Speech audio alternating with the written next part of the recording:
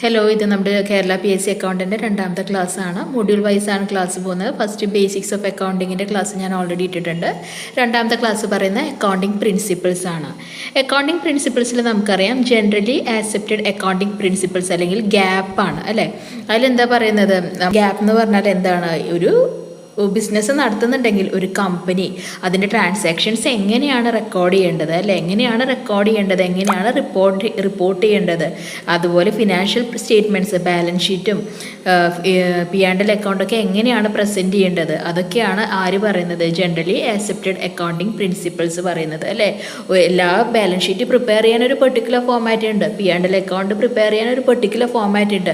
അപ്പോൾ ആ ഫോർമാറ്റിനെ കുറിച്ചും റെക്കോർഡിങ്ങിനൊക്കെ കുറിച്ച് പറയുന്ന ഇതാണ് ജനറലി ആക്സെപ്റ്റഡ് അക്കൗണ്ടിങ് പ്രിൻസിപ്പിൾസ്. ഏതൊക്കെ അക്കൗണ്ടിങ് കോൺസെപ്റ്റ്സിനെയും കൺവെൻഷനെയും കൂടിയിട്ടാണ് നമ്മൾ അക്കൗണ്ടിങ് പ്രിൻസിപ്പിൾസ് എന്ന് പറയുന്നത്. അപ്പോൾ പല പ്രിൻസിപ്പിൾസും ഉണ്ട്. അക്കൗണ്ടിങ് പീരീഡ് കോൺസെപ്റ്റ് ഉണ്ട്, business entity, consistency, matching concept, അങ്ങനെ പറഞ്ഞിട്ട് കുറേ പ്രിൻസിപ്പിൾസ് ഉണ്ട്. നമുക്ക് ഓരോന്നായിട്ട് നോക്കാം. ബിസിനസ് എൻറ്റിറ്റി കോൺസെപ്റ്റിൽ ഇത്രേ പറയുന്നുള്ളൂ.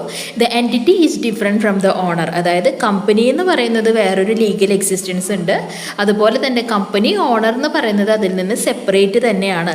കമ്പനിയും ഓണറും രണ്ടാണ് എന്ന് പറയുന്ന കോൺസെപ്റ്റാണ് business entity concept. The entity separate itself from the owner, അതാണ് ബിസിനസ് എൻറ്റിറ്റി കോൺസെപ്റ്റ്. ഫസ്റ്റ് ക്ലാസ്സിൽ നമ്മൾ റിലയൻസിൻ്റെ എക്സാമ്പിൾ പറഞ്ഞിരുന്നു. റിലയൻസിൻ്റെ പ്രോഫിറ്റ് എന്നാണ് പറയാറല്ലാണ് അംബാനിയുടെ പ്രോഫിറ്റ് എന്നല്ല പറയുന്നത് അല്ലേ.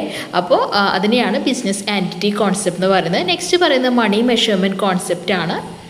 മണി മെഷർമെൻറ്റ് കോൺസെപ്റ്റിൽ എന്താ പറയുന്നത്, മണി മെഷർമെൻറ്റിൽ നമ്മൾ എന്തൊരു ട്രാൻസാക്ഷൻ നടക്കുന്നുണ്ടോ അത് മോണിറ്ററി ടേംസിൽ നമുക്ക് പറയാൻ പറ്റുമെങ്കിൽ മാത്രമേ നമ്മൾ എന്ത് പറയുള്ളൂ, അത് നമ്മൾ അക്കൗണ്ടിങ്ങിൽ റെക്കോർഡ് ചെയ്യുള്ളൂ. അതിനെയാണ് മണി മെഷർമെൻറ്റ് കോൺസെപ്റ്റ് എന്ന് പറയുക. 10 രൂപയുടെ സാധനം മേടിച്ചിട്ടുണ്ടെങ്കിൽ നമുക്ക് ആ 10 രൂപ എന്ന് പറഞ്ഞിട്ട് അത് എൻ്റർ ചെയ്യാൻ പറ്റും. പക്ഷേ മണിയുടെ ടേംസിൽ നമുക്ക് അളക്കാൻ പറ്റാത്ത കാര്യങ്ങളാണെങ്കിൽ അതൊരിക്കലും നമ്മൾ അക്കൗണ്ടിങ്ങിൽ കൊടുക്കില്ല. ഇത് പറയുന്നത് എന്താണ്, ഗോയിങ് കൺസേൺ കോൺസെപ്റ്റ് ആണ്. ഗോയിങ് കൺസേൺ കോൺസെപ്റ്റിൽ പറയുന്നത് എന്താണ്, the activities will continue for a indefinite period of time. കാലാകാലങ്ങളോളം അല്ലെങ്കിൽ വർഷങ്ങളോളം ഈ ബിസിനസ് കണ്ടിന്യൂ ചെയ്ത് പോയിക്കൊണ്ടേയിരിക്കും അല്ലേ. ഒരു വർഷത്തിലൊന്നും വൈൻഡപ്പ് ചെയ്യാൻ പോകുന്ന ഒരു സ്ഥാപനമല്ല, അതിങ്ങനെ കണ്ടിന്യൂ ചെയ്ത് പ്രവർത്തിച്ചുകൊണ്ടേയിരിക്കുന്നു പറയുന്നതാണ് going concern concept. Okay, next പറയുന്ന അക്കൗണ്ടിങ് പീരീഡ് കോൺസെപ്റ്റ് ആണ്. ഈ കോൺസെപ്റ്റിൽ പറയുന്നത് എന്താണ്, നമ്മൾ P&L അക്കൗണ്ടും ബാലൻസ് ഷീറ്റൊക്കെ പ്രിപ്പയർ ചെയ്യുന്നുണ്ടല്ലോ, അത് ഈ അക്കൗണ്ടിങ് പീരീഡ് കോൺസെപ്റ്റിൻ്റെ ബേസിസിലാണ്. കാരണം എന്താണ്, നമ്മുടെ കമ്പനിയുടെ ഇപ്പോഴത്തെ പൊസിഷൻ എന്താണ്, ലാഭമാണോ നഷ്ടമാണോ എന്നൊക്കെ അറിയാൻ വേണ്ടിയിട്ടാണ്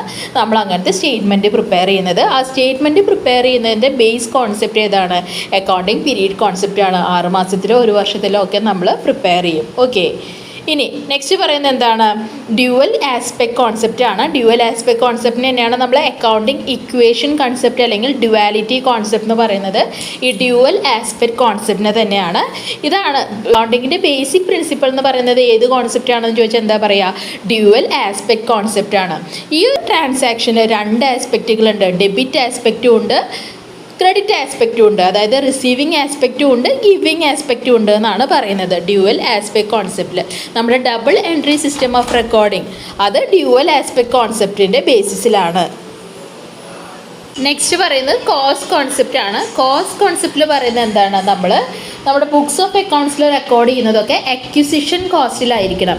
അക്വിസിഷൻ കോസ്റ്റ് എന്ന് പറഞ്ഞാൽ എന്താണ്, നമ്മൾ മെഷീനറി മേടിച്ചു, 50,000 രൂപയ്ക്കാണ് മെഷീനറി മേടിച്ചെങ്കിൽ അതാണ് അതിൻ്റെ കോസ്റ്റ് ഓഫ് അക്വിസിഷൻ എന്ന് പറയുന്നത്. അത് മാത്രമല്ല അതിൽ ഇൻക്ലൂഡഡ് ആയിട്ടുണ്ടാവുക എന്താണ്, പർച്ചേസ് പ്രൈസസ് ഇൻക്ലൂഡഡ് ആണ്. ആ മെഷീനറി നമ്മുടെ കമ്പനിയിലേക്ക് എത്തിക്കാൻ വന്നിട്ടുള്ള ട്രാൻസ്പോർട്ടേഷൻ കോസ്റ്റ് ഇൻക്ലൂഡഡ് ആണ്. ആ മെഷീനറിയുടെ ഇൻസ്റ്റലേഷൻ കോസ്റ്റ്, അത് വെക്കാൻ വേണ്ടി വന്ന ചിലവ്, അതൊക്കെ ഇൻക്ലൂഡ് ചെയ്തതാണ് എന്ത് വരുന്നത്, കോസ്റ്റ് ഓഫ് അക്വിസിഷൻ എന്ന് പറയുന്നത്. ഓക്കെ, റവന്യൂ റെക്കഗ്നീഷൻ അല്ലെങ്കിൽ റിയലൈസേഷൻ കോൺസെപ്റ്റ്. ആ കോൺസെപ്റ്റിൽ എന്താ പറയുന്നത്, നമ്മൾക്കൊരു പൈസ കിട്ടിയിട്ടുണ്ടെങ്കിൽ മാത്രമേ, അല്ലെങ്കിൽ ഒരു ട്രാൻസാക്ഷൻ നടന്ന അതിൻ്റെ ടൈറ്റിൽ ഓഫ് ഗുഡ്സ് നമുക്ക് കിട്ടിയിട്ടുണ്ടെങ്കിൽ മാത്രമേ നമ്മൾ എന്ത് ചെയ്യാൻ പാടുള്ളൂ, അത് നമ്മുടെ ബുക്സ് ഓഫ് അക്കൗണ്ട്സിൽ റെക്കോർഡ് ചെയ്യാൻ പാടുള്ളൂ. ആ ഒരു റവന്യൂ കിട്ടിയിട്ടുണ്ടെങ്കിൽ മാത്രമേ നിങ്ങൾ ഈ വർഷം റെക്കോർഡ് ചെയ്യുള്ളൂ. അല്ലെങ്കിൽ അത് ഏതിലേക്കാണ് പോവുക, 2026 നിങ്ങൾക്ക് കിട്ടുന്നെങ്കിൽ 2026 അക്കൗണ്ട്സിലേ അത് കാണിക്കുള്ളൂ. എന്തെങ്കിലും ഗുഡ്സിൻ്റെ ടൈറ്റിൽ ഓഫ് ഓണർഷിപ്പ് നമ്മുടെ പേരിലേക്ക് മാറിയിട്ടുണ്ടെങ്കിൽ മാത്രമേ എന്ത് നടക്കുന്നുള്ളൂ, അവിടെ ഒരു റവന്യൂ റിയലൈസേഷൻ നടക്കുന്നുള്ളൂ. ഓക്കെ, മാച്ചിങ് കോൺസെപ്റ്റിൽ പറയുന്നത് എന്താണ്? It state that expenses incurred in an accounting period should be match with the revenues during that period. അതായത് എക്സ്പെൻസസ് ആ വർഷം എന്തൊക്കെ എക്സ്പെൻസസ് ഉണ്ടോ ആ എക്സ്പെൻസസും അതിൻ്റെ റവന്യൂസും തമ്മിൽ മാച്ച് ചെയ്യണം. കണ്ടോ, ആ ഒരു കോൺസെപ്റ്റിനെ ബേസ് ചെയ്തിട്ടാണ് ഈ ഒരു ഇക്വേഷൻ വന്നിട്ടുള്ളത്. പ്രോഫിറ്റ് എന്ന് പറഞ്ഞാൽ എന്താ? Revenue minus expenses. നമുക്ക് നമ്മുടെ റവന്യൂവിൽ നിന്ന് എക്സ്പെൻസ് മൈനസ് ചെയ്തിട്ടുള്ള ഒരു എമൗണ്ട് ആണ് നമ്മുടെ പ്രോഫിറ്റ് എന്ന് പറയുന്ന ആ ഒരു ഇക്വേഷൻ ബേസ് ചെയ്തിട്ടുള്ള മാച്ചിങ് കോൺസെപ്റ്റിൻ്റെ ബേസിസിലാണ്. ഓക്കെ, അപ്പോൾ ഇതിൽ എന്തൊക്കെ പറയുന്നുണ്ട്? ഇതിൽ പറയുന്നത് എന്താണ്? ഒരു എമൗണ്ട് ഇപ്പോൾ ഒരു 1 lakh റുപ്പീസ് നിങ്ങൾക്ക് മാർച്ചിൽ കിട്ടാനുണ്ട് എന്ന് പറഞ്ഞിട്ട് അത് നിങ്ങൾക്ക് ജാനുവരിയിൽ റെക്കോർഡ് ചെയ്യാൻ പറ്റില്ല അല്ലേ? അതുപോലെ തന്നെ മാർച്ചിൽ ഒരു 50,000 റുപ്പീസ് നിങ്ങൾക്ക് എക്സ്പെൻസ് വരുമെന്ന് പറഞ്ഞിട്ട് അത് നിങ്ങൾക്ക് ജാനുവരിയിൽ റെക്കോർഡ് ചെയ്യാൻ പറ്റില്ല. എന്നാണോ ആ ഒരു എക്സ്പെൻസ് വരുന്നത് അല്ലെങ്കിൽ എന്നാണോ ആ ഇൻകം വരുന്നത് ആ ഒരു പെർട്ടിക്കുലർ ഡേറ്റിൽ മാത്രമേ നിങ്ങൾക്ക് അത് റെക്കോർഡ് ചെയ്യാൻ പറ്റുള്ളൂ. അപ്പോൾ അതൊക്കെ വരുന്നത് ഏതിലാണ്? മാച്ചിങ് കോൺസെപ്റ്റിൻ്റെ ബേസിസിലാണ്. Profit is equal to revenue minus expenses എന്ന് പറഞ്ഞിട്ടുള്ള ആ ഒരു ഇക്വേഷൻ ഫോം ചെയ്തിരിക്കുന്നതും എന്തിൻ്റെ ബേസിസിലാണ്? മാച്ചിങ് കോൺസെപ്റ്റിൻ്റെ ബേസിസിലാണ്. നെക്സ്റ്റ് പറയുന്നത് ഫുൾ ഡിസ്ക്ലോഷർ കോൺസെപ്റ്റ് ആണ്. ഫുൾ ഡിസ്ക്ലോഷർ കോൺസെപ്റ്റ് എന്ന് പറഞ്ഞാൽ എന്താ? ബാലൻസ് ഷീറ്റ് പ്രിപ്പയർ ചെയ്യുമ്പോൾ അല്ലേ, P&L അക്കൗണ്ട് പ്രിപ്പയർ ചെയ്യുമ്പോൾ ഫുൾ ഡിസ്ക്ലോഷർ, അതായത് മെറ്റീരിയൽ ഫാക്ട്സ് മുഴുവനായിട്ട് നമ്മളതിൽ പറഞ്ഞിരിക്കണം. എന്താണ്? മാനേജ്മെൻറ്റിനെ കബളിപ്പിക്കാൻ അല്ലെങ്കിൽ ഷെയർ ഹോൾഡേഴ്സിനെ കബളിപ്പിക്കാൻ വേണ്ടിയിട്ട് പ്രോഫിറ്റ് കൂട്ടി കാണിക്കുക, പ്രോഫിറ്റ് കുറച്ച് കാണിക്കുക, അങ്ങനെയുള്ള കാര്യങ്ങളൊക്കെ ഉണ്ടല്ലോ. അങ്ങനെയൊന്നും ചെയ്യരുത്. എന്നാണോ ഫാക്ട്സ് ഉള്ളത് അത് മുഴുവൻ ഡിസ്ക്ലോസ് ചെയ്തിരിക്കണം, വെച്ചിരിക്കണം എന്നാണ് ഫുൾ ഡിസ്ക്ലോഷർ കോൺസെപ്റ്റിൽ പറയുന്നത്. നെക്സ്റ്റ് പറയുന്നത് എന്താണ്? കോൺസിസ്റ്റൻസി കോൺസെപ്റ്റ് ആണ്. കോൺസിസ്റ്റൻസി എന്ന് പറഞ്ഞാൽ കണ്ടിന്യൂറ്റി അല്ലെങ്കിൽ സ്റ്റഡിനെസ്. അതായത് അക്കൗണ്ടിങ് പ്രിൻസിപ്പിൾസും മെത്തേഡ്സും നമ്മൾ ഓരോ വർഷം യൂസ് ചെയ്യുന്നത് മാറ്റിക്കൊണ്ടിരിക്കരുത് അല്ലേ? അപ്പോൾ ഈ വർഷം നമുക്ക് 1 ലക്ഷം രൂപ പ്രോഫിറ്റ് വന്നു, അടുത്ത ലക്ഷം നമുക്ക് എത്ര രൂപ പ്രോഫിറ്റ് ഉണ്ടെന്ന് അറിയണമെങ്കിൽ ഇതേ മെത്തേഡ്സും ഇതേ കൺവെൻഷൻസും ഒക്കെ നമ്മൾ ഫോളോ ചെയ്യണം അല്ലേ? അല്ലെങ്കിൽ എന്താണ്? അത് നമുക്ക് കമ്പയർ ചെയ്യാൻ പറ്റില്ല. പല കാര്യങ്ങളും അങ്ങോട്ടും ഇങ്ങോട്ടൊക്കെ ആയിട്ടാവും നമ്മൾ എടുത്തിട്ടുണ്ടാവുക. അപ്പോൾ കോൺസിസ്റ്റൻസി കോൺസെപ്റ്റിൽ ഇത്രേ പറയുന്നുള്ളൂ. നമ്മൾ ഏത് മെത്തേഡ്സും പ്രിൻസിപ്പിൾസും ഒക്കെ യൂസ് ചെയ്തിട്ടാണ് നമ്മൾ സ്റ്റേറ്റ്മെൻറ്റ്സ് പ്രിപ്പയർ ചെയ്യുന്നത് അല്ലെങ്കിൽ അക്കൗണ്ടിങ് ചെയ്യുന്നത്, P&L അക്കൗണ്ടൊക്കെ പ്രിപ്പയർ ചെയ്യുന്നത്, അതേ മെത്തേഡ് തന്നെ, അതേ പ്രിൻസിപ്പിൾസും കൺവെൻഷൻസും ഒക്കെ യൂസ് ചെയ്തിട്ട് വേണം അടുത്ത വർഷവും നമ്മുടെ ഫിനാൻഷ്യൽ റെക്കോർഡ്സ് പ്രിപ്പയർ ചെയ്യാൻ വേണ്ടിയിട്ട്. എന്നാൽ മാത്രമേ നമുക്കത് കമ്പാരബിലിറ്റി ഉണ്ടാവുള്ളൂ എന്നാണ് പറയുന്നത്.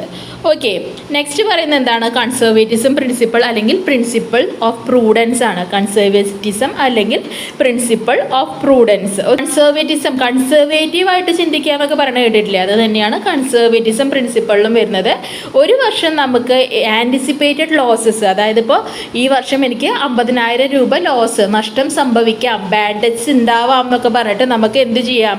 അതിന് വേണ്ടിയിട്ടുള്ള പ്രൊവിഷനൊക്കെ ക്രിയേറ്റ് ചെയ്യാം അല്ലേ? പ്രൊവിഷനൊക്കെ ക്രിയേറ്റ് ചെയ്യാം. പ്രൊവിഷൻ ഫോർ ഡൗട്ട്ഫുൾ ഡെപ്റ്റ്സ് എന്ന് പറഞ്ഞിട്ട് നമ്മൾ 50,000 രൂപ ക്രിയേറ്റ് ചെയ്യാം. പക്ഷേ അൺറിയലൈസ്ഡ് ഗെയിൻസ് അല്ലെങ്കിൽ ആൻറ്റിസിപ്പേറ്റഡ് ഗെയിൻസ്, ഈ വർഷം എനിക്ക് 1 ലക്ഷം രൂപ പ്രോഫിറ്റ് ഉണ്ടാവും എന്ന് പറഞ്ഞിട്ട് നമുക്ക് ആ പ്രോഫിറ്റ് അങ്ങനെയുള്ള അൺറിയലൈസ്ഡ് ഗെയിൻസ് നമുക്ക് റെക്കോർഡ് ചെയ്യാൻ പറ്റില്ല. അപ്പോൾ കൺസർവേറ്റിസം കോൺസെപ്റ്റിൽ ഇത്രേ പറയുന്നുള്ളൂ. നമുക്ക് എന്തെങ്കിലും ആൻറ്റിസിപ്പേറ്റഡ് ലോസസ് നടക്കുന്ന അത്രയും ഷുവറായിട്ടുള്ള ലോസസ് ഉണ്ടെങ്കിൽ 1 ലക്ഷം രൂപയാണെങ്കിൽ എത്രയാണോ എമൗണ്ട് വരുന്നത് അതിന് വേണ്ടി പ്രൊവിഷൻ ക്രിയേറ്റ് ചെയ്യാം. നമ്മൾ ഡൗട്ട്ഫുൾ ഡെറ്റ്സിനൊക്കെ ഈ ഒരു ബേസിസിലാണ്, കൺസർവേറ്റിസം കോൺസെപ്റ്റിൻ്റെ ബേസിസിലാണ് നമ്മൾ എന്ത് ചെയ്യുന്നത്? അങ്ങനെയുള്ള പ്രൊവിഷൻ ക്രിയേറ്റ് ചെയ്യുന്നത്. ഓക്കെ, അപ്പോൾ പക്ഷേ എന്താണ്? അൺറിയലൈസ്ഡ് ഗെയിൻ, നമുക്ക് ലാഭം കിട്ടുമെന്ന് പറഞ്ഞിട്ട് നമുക്ക് അങ്ങനെയുള്ള ഒരു എമൗണ്ട് കാണിക്കാൻ പറ്റില്ല. നഷ്ടമാവുമെന്ന് നമുക്ക് ഉറപ്പുണ്ടെങ്കിൽ അങ്ങനെയുള്ള പ്രൊവിഷൻസ് ക്രിയേറ്റ് ചെയ്യാം. ഓക്കെ, അപ്പോൾ ഈ പോളിസി ഓഫ് പ്ലേയിങ് സേഫ് എന്നാണ് എന്തിനാ പറയുന്നത്? കൺസർവേറ്റിസം കോൺസെപ്റ്റ് അല്ലെങ്കിൽ പ്രിൻസിപ്പിൾ ഓഫ് പ്രൂഡൻസിനെ പറയുന്നത്. ഓക്കെ, ഈ പേരുകളൊക്കെ ഒന്ന് നോട്ട് ചെയ്ത് വെക്കുക. കൺസർവേറ്റിസത്തിന് തന്നെയാണ് പ്രിൻസിപ്പിൾ ഓഫ് പ്രൂഡൻസ് എന്ന് പറയുന്നത്. പോളിസി ഓഫ് പ്ലേയിങ് സേഫ് എന്ന് പറയുന്നത് കൺസർവേറ്റിസം കോൺസെപ്റ്റിനെയാണ്. ഓക്കെ, അപ്പോൾ ഈ ഒരു കോൺസെപ്റ്റ് ബേസിസിലാണ് inventory is valued at cost price or market price which ever is less അല്ലേ, നമ്മൾ പഠിക്കുന്നതാണ്. അപ്പോൾ അതൊക്കെ ഈ ഒരു കൺസെപ്റ്റിൻ്റെ ബേസിസിലാണ്. നെക്സ്റ്റ് പറയുന്നത് എന്താണ്? മെറ്റീരിയാലിറ്റി കോൺസെപ്റ്റ് ആണ്. മെറ്റീരിയാലിറ്റി കോൺസെപ്റ്റ് സിമ്പിളാണ്. എന്താണ്? എന്തൊരു ട്രാൻസാക്ഷൻ നടന്നാലും അതിനെ സപ്പോർട്ട് ചെയ്യുന്ന എവിഡൻസ് നമ്മുടെ കയ്യിലുണ്ടായിരിക്കണം. 1000 രൂപ ചിലവായിട്ടുണ്ടെങ്കിൽ അതിൻ്റെ വൗച്ചർ, ബില്ല്, അങ്ങനത്തെ കാര്യങ്ങളൊക്കെ ഉണ്ടല്ലോ. അതായത് സപ്പോർട്ടിങ് എവിഡൻസ് ഉണ്ടായിരിക്കണം എന്നാണ് പറയുന്നത്. മെറ്റീരിയാലിറ്റി കോൺസെപ്റ്റിൽ എന്താ പറയുന്നത്? മെറ്റീരിയൽ ഫാക്ട്സ്, അതിൻ്റെ നേച്ചറും അതിൻ്റെ എമൗണ്ടും നോക്കിയിട്ട് കമ്പനിക്ക് ക്രൂഷ്യൽ ആയിട്ടുള്ള കാര്യങ്ങൾ മാത്രമേ നമ്മളെ അക്കൗണ്ട്സിൽ റെക്കോർഡ് ചെയ്യുള്ളൂ. ഇപ്പോൾ എക്സാമ്പിൾ പറയുകയാണെങ്കിൽ നിങ്ങൾ സ്റ്റേഷനറി മേടിച്ചു, 500 രൂപ സ്റ്റേഷനറിക്ക് അല്ലെങ്കിൽ 1000 രൂപ സ്റ്റേഷനറിക്ക് ചിലവായി. അത് ഓരോന്നും എന്തിനാണെന്ന് നമ്മൾ എഴുതുമോ? 5 രൂപ പേനയ്ക്ക്, 10 രൂപ പെൻസിലിന്, അങ്ങനെ പറഞ്ഞ് നമ്മൾ എന്താ പറയുക, ബൈഫൊക്കേറ്റ് ചെയ്തിട്ട് എഴുതേണ്ട കാര്യമില്ല, സ്പ്ലിറ്റ് ചെയ്തിട്ട് എഴുതേണ്ട കാര്യമില്ല. എത്രയാണോ ടോട്ടൽ അത് മാത്രം അറിഞ്ഞാൽ മതി. ടോട്ടൽ ലാസ്റ്റ് കമ്പനിക്ക് എന്ത് അറിയണ്ടോ, സ്റ്റേഷനറിക്ക് എത്ര രൂപ ചിലവായി അല്ലെങ്കിൽ ഓഫീസ് എക്സ്പെൻസസ് എത്ര ചിലവായി എന്ന് അറിയണ്ടോ, അല്ലാണ്ട് ഓരോന്നിനും എത്രയാണ് കമ്പനിക്ക് ഇങ്ങനത്തെ ചെറിയ ചെറിയ എമൗണ്ടിൽ അറിയേണ്ട കാര്യമില്ല. അപ്പോൾ അതാണ് മെറ്റീരിയാലിറ്റി കോൺസെപ്റ്റിൽ വരുന്നത്. നെക്സ്റ്റ് വരുന്ന ഒബ്ജക്റ്റിവിറ്റി കോൺസെപ്റ്റ് അല്ലെങ്കിൽ വെരിഫയബിൾ ഒബ്ജക്റ്റീവ് കോൺസെപ്റ്റ് ആണ്. ഒബ്ജക്റ്റിവിറ്റി കോൺസെപ്റ്റ് അല്ലെങ്കിൽ വെരിഫയബിൾ ഒബ്ജക്റ്റീവ്. വെരിഫയബിൾ അതിൽ തന്നെ ഉണ്ട്, നമുക്ക് എന്തെങ്കിലും പൈസ പോയിട്ടുണ്ട്, പൈസ വന്നിട്ടുണ്ട്, അതിന് സപ്പോർട്ടിംഗ് ആയിട്ടുള്ള റിസീപ്റ്റ്സോ വൗച്ചേഴ്സോ നോട്ട്സോ ഒക്കെ നമ്മുടെ കയ്യിൽ ഉണ്ടായിരിക്കണം അല്ലേ. ഒരു 1000 രൂപ നമ്മൾ ചിലവാക്കിയിട്ടെങ്കിൽ അതിന് സപ്പോർട്ടിംഗ് ഉള്ള ബില്ല് എവിഡൻസ് ആയിട്ട് പ്രൂഫായിട്ട് നമുക്ക് കൊടുക്കാൻ സാധിക്കണം. അതാണ് ഒബ്ജക്റ്റിവിറ്റി കോൺസെപ്റ്റിൽ പറയുന്നത്.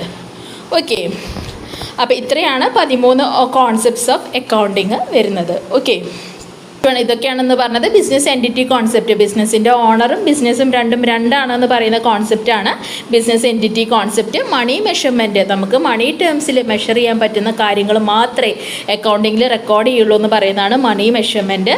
തേർഡ് വന്നത് ഗോയിങ് കൺസേൺ കോൺസെപ്റ്റാണ്. കമ്പനി കാലാകാലം അല്ലേ ഒരു ഇൻഡെഫിനിറ്റ് പീരീഡ് ഓഫ് ടൈമിന് ഇങ്ങനെ റൺ ചെയ്തുകൊണ്ടിരിക്കുന്ന പറയുന്നതാണ് going concern concept. Accounting period concept, balance ഷീറ്റും P&L അക്കൗണ്ടൊക്കെ പ്രിപ്പയർ ചെയ്യുന്നത് അക്കൗണ്ടിങ് പീരീഡ് കോൺസെപ്റ്റിൻ്റെ പ്രകാരമാണ്. ഓക്കെ, കമ്പനിയുടെ ഡിസിഷൻ മേക്കിങ്ങിന് വേണ്ടി ഹെൽപ്പ് ചെയ്യാനാണ് ഇതുപോലെയുള്ളൊരു കോൺസെപ്റ്റ് ഉണ്ടാക്കിയിട്ടുള്ളത്. എക്സാക്റ്റ് ഫിനാൻഷ്യൽ പൊസിഷൻ അറിയാൻ വേണ്ടിയിട്ടാണ് നമ്മൾ അക്കൗണ്ടിങ് പീരീഡ് കോൺസെപ്റ്റ് നമ്മൾ ഫോളോ ചെയ്യുന്നത്. നെക്സ്റ്റ് വരുന്ന ഡ്യുവൽ ആസ്പെക്ട് കോൺസെപ്റ്റ് ആണ്. ഡ്യുവൽ ആസ്പെക്റ്റിൻ്റെ മറ്റൊരു പേരാണ് ഡ്യുവാലിറ്റി അല്ലെങ്കിൽ അക്കൗണ്ടിങ് ഇക്വേഷൻ. ഒരു ട്രാൻസാക്ഷന് ഡെബിറ്റ് സൈഡും ക്രെഡിറ്റ് സൈഡും ഉണ്ട്. ഒരു ട്രാൻസാക്ഷൻ ഉണ്ടെങ്കിൽ അതിന് റിസീവിങ് ആസ്പെക്റ്റും ഗിവിങ് ആസ്പെക്റ്റും ഉണ്ട് എന്ന് പറയുന്ന ഡ്യുവൽ ആസ്പെക്ട് കോൺസെപ്റ്റിലാണ്. ഡബിൾ എൻട്രി പ്രിൻസിപ്പിൾ ഉണ്ടാക്കിയിരിക്കുന്നത് ഡ്യുവൽ ആസ്പെക്ട് കോൺസെപ്റ്റിലാണ്. നെക്സ്റ്റ് പറയുന്നത് കോസ്റ്റ് കോൺസെപ്റ്റ് അല്ലെങ്കിൽ ഹിസ്റ്റോറിക്കൽ കോസ്റ്റ് ആണ്. ഒരു സാധനം നമ്മൾ മേടിച്ചിട്ടുണ്ടെങ്കിൽ അത് എത്ര രൂപയ്ക്കാണോ മേടിച്ചത് ആ പൈസയിൽ റെക്കോർഡ് ചെയ്യുന്ന കോൺസെപ്റ്റിനെയാണ് കോസ്റ്റ് കോൺസെപ്റ്റ് എന്ന് പറയാം. നെക്സ്റ്റ് വരുന്ന റവന്യൂ റെക്കഗ്നീഷൻ കോൺസെപ്റ്റ് ആണ്. റവന്യൂ റെക്കഗ്നീഷനിൽ പറയുന്നത് എപ്പോഴാണോ നമുക്കൊരു പൈസ കിട്ടുന്നത് അല്ലെങ്കിൽ എപ്പോഴാണോ ഒരു ഗുഡ്സിൻ്റെ ടൈറ്റിൽ നമ്മുടെ പേരിലേക്ക് ആവുന്നത് അപ്പോൾ മാത്രമേ നമ്മളത് അക്കൗണ്ട്സിൽ റെക്കോർഡ് ചെയ്യുള്ളൂ. അതാണ് റവന്യൂ റെക്കഗ്നീഷൻ അല്ലെങ്കിൽ റിയലൈസേഷൻ കോൺസെപ്റ്റ്. നെക്സ്റ്റ് വരുന്നത് എന്താണ്, മാച്ചിങ് കോൺസെപ്റ്റ് ആണ്. ഒരു കമ്പനിക്ക് എത്ര എക്സ്പെൻസസ് ഉണ്ടോ അത് അതിൻ്റെ റവന്യൂസുമായിട്ട് മാച്ച് ചെയ്യാൻ പറ്റണം. അതിനെയാണ് മാച്ചിങ് കോൺസെപ്റ്റ് എന്ന് പറയുന്നത്. ആ കോൺസെപ്റ്റിൻ്റെ ബേസിസിലാണ് profit is equal to revenue minus expenses ആ ഒരു ഇക്വേഷൻ ഉണ്ടാക്കിയിട്ടുള്ളത്. ഓക്കെ, അപ്പോൾ revenue should be match with expenses. ഏതാ കോൺസെപ്റ്റ്? മാച്ചിങ് കോൺസെപ്റ്റ് ആണ്. നെക്സ്റ്റ് പറയുന്നത് ഫുൾ ഡിസ്ക്ലോഷർ കോൺസെപ്റ്റ് ആണ്. എല്ലാ മെറ്റീരിയൽ ഫാക്ട്സും ഡിസ്ക്ലോസ് ചെയ്തിരിക്കണം, എല്ലാവർക്കും ഉള്ള കാര്യങ്ങൾ ഉള്ളതായിട്ട് പറയാമെന്ന് പറയുന്നതാണ് ഫുൾ ഡിസ്ക്ലോഷർ കോൺസെപ്റ്റ്. നെക്സ്റ്റ് പറയുന്നത് കോൺസിസ്റ്റൻസി കോൺസെപ്റ്റ് ആണ്. അക്കൗണ്ടിങ് പ്രിൻസിപ്പൾസും കൺവെൻഷൻസും എന്താണോ ഈ വർഷം ഫോളോ ചെയ്തത് അല്ലെങ്കിൽ കഴിഞ്ഞ വർഷം ഫോളോ ചെയ്തത് അത് തന്നെ നമ്മൾ ഈ വർഷം ഫോളോ ചെയ്യണം. എന്നാൽ മാത്രമേ അക്കൗണ്ടിങ് സ്റ്റേറ്റ്മെൻറ്റ്സിന് കമ്പാരബിലിറ്റി ഉണ്ടാവുള്ളൂ, കമ്പനിയുടെ ഡിസിഷൻ മേക്കിങ്ങിന് അത് ഹെൽപ്പ് ചെയ്യുള്ളൂ എന്ന് പറയുന്നത് കൺസിസ്റ്റൻസി കോൺസെപ്റ്റിലാണ്. നെക്സ്റ്റ് വരുന്നത് എന്താണ്, കൺസർവേറ്റിസം അല്ലെങ്കിൽ പ്രൂഡൻസ് കോൺസെപ്റ്റ് ആണ്. കൺസർവേറ്റീവായിട്ട് ചിന്തിക്കുക അല്ലേ, അതായത് എന്തെങ്കിലും നഷ്ടം വരുമെന്ന് പറഞ്ഞിട്ട് നമുക്ക് പ്രൊവിഷൻ ക്രിയേറ്റ് ചെയ്യാനുള്ള ഒരു ഓപ്ഷൻ നമുക്ക് അക്കൗണ്ടിങ് തരുന്നുണ്ട്. പക്ഷേ അൺറിയലൈസ്ഡ് ഗെയിൻ ഉണ്ടാവാം എന്ന് പറഞ്ഞിട്ട് നമുക്കത് ഇപ്പോൾ തന്നെ റെക്കോർഡ് ചെയ്യാൻ പറ്റില്ല. എക്സാമ്പിളാണ് inventory cost price of market price which ever is less, അത് റെക്കോർഡ് ചെയ്യുന്നത് കൺസർവേറ്റിസം കോൺസെപ്റ്റിലാണ്. അതുപോലെ തന്നെ ഡൗട്ട്ഫുൾ ഡെറ്റ്സിന് പ്രൊവിഷൻ ക്രിയേറ്റ് ചെയ്യുന്നതും കൺസർവേറ്റിസം കോൺസെപ്റ്റിലാണ്. നെക്സ്റ്റ് പറയുന്നത് മെറ്റീരിയാലിറ്റി കോൺസെപ്റ്റാണ്. മെറ്റീരിയൽ ഫാക്ട്സ് അതിൻ്റെ നേച്ചർ അനുസരിച്ച് അതിൻ്റെ എമൗണ്ട് അനുസരിച്ച് നമ്മൾ റെക്കോർഡ് ചെയ്യുന്നതിനെയാണ് മെറ്റീരിയാലിറ്റി കോൺസെപ്റ്റ് എന്ന് പറയുക. എക്സാമ്പിൾ പറഞ്ഞു, സ്റ്റേഷനറി 1000 രൂപയാണെങ്കിൽ 1000 രൂപയുടെ സ്റ്റേഷനറിന്ന് എഴുതുള്ളൂ, പെൻ 5 രൂപ, പെൻസിൽ 10 രൂപ എന്നൊന്നും പറഞ്ഞ് എഴുതില്ല. അത് മെറ്റീരിയാലിറ്റി കോൺസെപ്റ്റ് ആണ്. ലാസ്റ്റ് വരുന്നത് ഒബ്ജക്റ്റിവിറ്റി അല്ലെങ്കിൽ വെരിഫയബിൾ ഒബ്ജക്റ്റീവ് ആണ്. എന്തൊരു ട്രാൻസാക്ഷൻ ആയിക്കോട്ടെ, ഒരു 50 രൂപയുടെയോ 100 രൂപയുടെയോ ചിലവോ വരവോ ഉണ്ടായിട്ടുണ്ടെങ്കിൽ അതിന് സപ്പോർട്ട് ചെയ്യുന്ന ഡോക്യുമെൻറ്റ്സും വൗച്ചേഴ്സും എന്തായാലും നമ്മുടെ കയ്യിൽ ഉണ്ടായിരിക്കണം. അതാണ് ഒബ്ജക്റ്റിവിറ്റി കോൺസെപ്റ്റ്. ഓക്കെ, അപ്പോൾ നമ്മൾ ജസ്റ്റ് സമ്മറൈസ് ചെയ്ത് എന്ന് പറഞ്ഞ കാര്യങ്ങളൊക്കെ GAAP എന്ന് പറഞ്ഞാൽ ജനറലി ആക്സെപ്റ്റഡ് അക്കൗണ്ടിങ് പ്രിൻസിപ്പിൾസ് ആണ്. അക്കൗണ്ടിങ് പ്രിൻസിപ്പിൾസും കൺവെൻഷൻസും ഒക്കെ ഫ്രെയിം ചെയ്തിട്ടുള്ളത് GAAP പ്രകാരമാണ്. ഓക്കെ, അപ്പോൾ ഇതാണ് ഇന്നത്തെ ക്ലാസ് വരുന്നത്. നിങ്ങളുടെ അഭിപ്രായങ്ങൾ കമൻറ്റ് ചെയ്യൂ. ക്ലാസ്സിൽ വരെ ചേഞ്ചസ് ഉണ്ടെങ്കിൽ അതും കമൻറ്റ് ചെയ്യൂ. Okay, thank you.